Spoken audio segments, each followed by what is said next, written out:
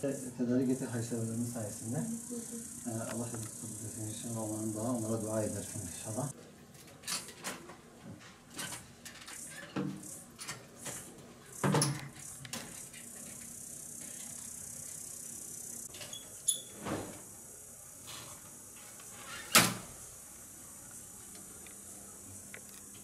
Biz Umut Kervanı olarak hayırseverlerle ihtiyaç sahipleri arasında bir köprü vazifesini görüyoruz.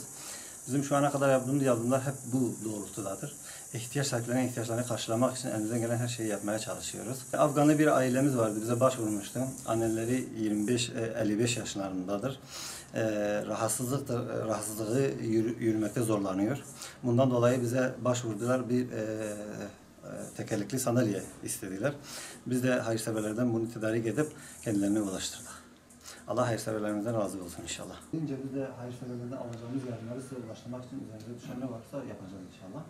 Şimdi işte acilen bu ustaya lazım. İnşallah annemize de yardımcı olur bu sandalye. Bunun dışında artık herhangi bir şekilde şey olursa tekrar bize başvurursunuz. Tamam, Allah razı olsun inşallah. Dualarınızı bekliyoruz. Allah hayırınızı kabul etsin inşallah.